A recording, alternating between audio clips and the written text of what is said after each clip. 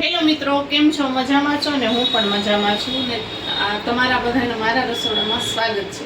ને આજે આપણે એક રેસીપી લઈને આવી ગયા છીએ, બાજરાના લોટના સરમિયા. એ આ પહેલા બધા બહુ બનાવતા પહેલાના જમાનામાં, પણ અત્યારે છે ને આપણે હવે આ કોઈ રેસીપી જોઈ પણ નહીં હોય ને બનાવી પણ નહીં હોય. આપણે હવે ચણાના લોટના પુડલા બનાવીએ કે પછી બધા પુડલા બનાવતા હોય, તો આજે આપણે આ બાજરાના લોટના સરમિયા બનાવવાના છે.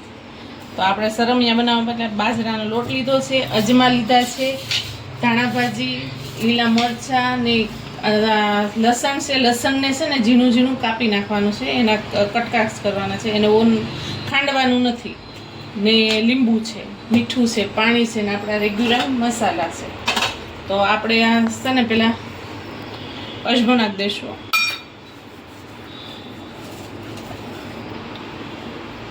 અજમા નાખી દીધા પછી આ ધાણા ભાજી આપણે નાખી દઈશું.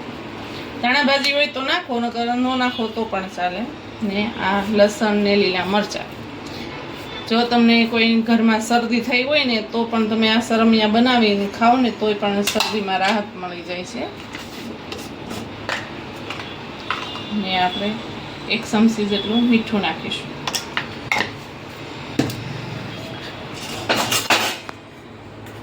થોડીક હળદર, થોડીક હિંગ, ધાણા ભાજી, ધાણા જીરું પાવડર ને થોડુંક લાલ મરચું, થોડુંક તીખું. આપણે તો લીલું નાખ્યું છે ને એટલે લાલ થોડુંક જ નાખવાનું.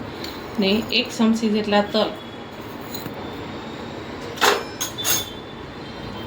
એવા આમાં થોડુંક 1 લીંબુ નીસવી દઈશું.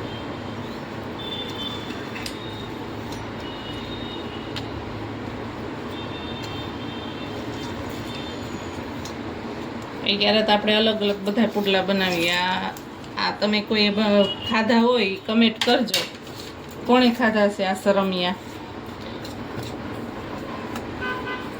જો પાણી નાખી આપણે મિક્સ કરી દેવાનું. બહુ આસું નથી કરવાનું.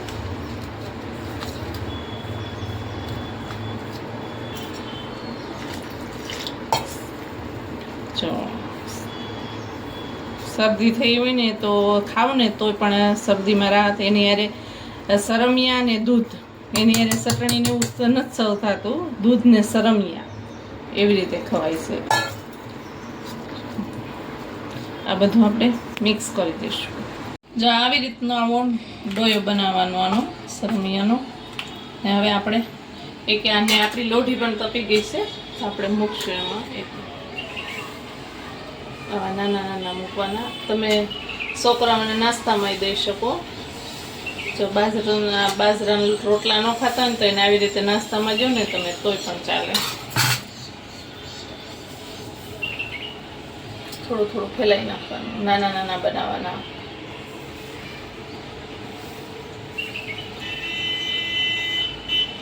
ને ફૂલ ગેસ કરી નાખવાનો, ફૂલ ગેસ જ રાખવાનો.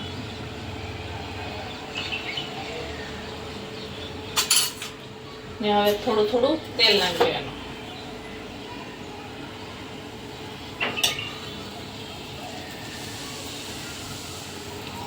થોડું થોડું તેલ નાખવાનું.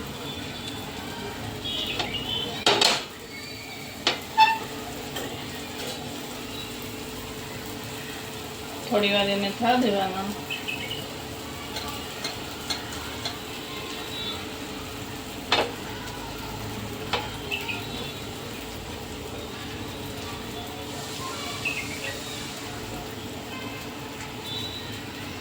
નાખી દીધું છે અને હવે બધા પલટાવી નાખશું.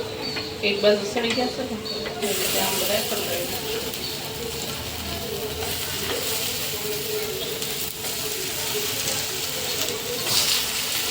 પલટાવી નાખવાનું. બધાને સરખાથી સડી જાય કે થોડી વાર સડવા દેવાનું. થોડા સરમિયા સડી ગયા છે. હવે આપણે એને સર્વ કરીશું.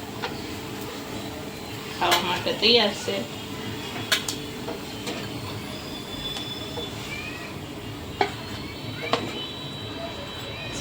તૈયાર છે આપણા સરમિયા.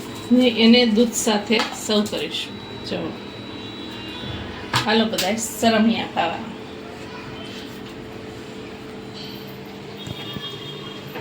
તૈયાર છે આપણા સરમિયા. જો તમને મારી રેસીપી સારી લાગી હોય તો લાઈક કરો, શેર કરો, સબસ્ક્રાઇબ કરો. ભલે મિત્રો, બાય.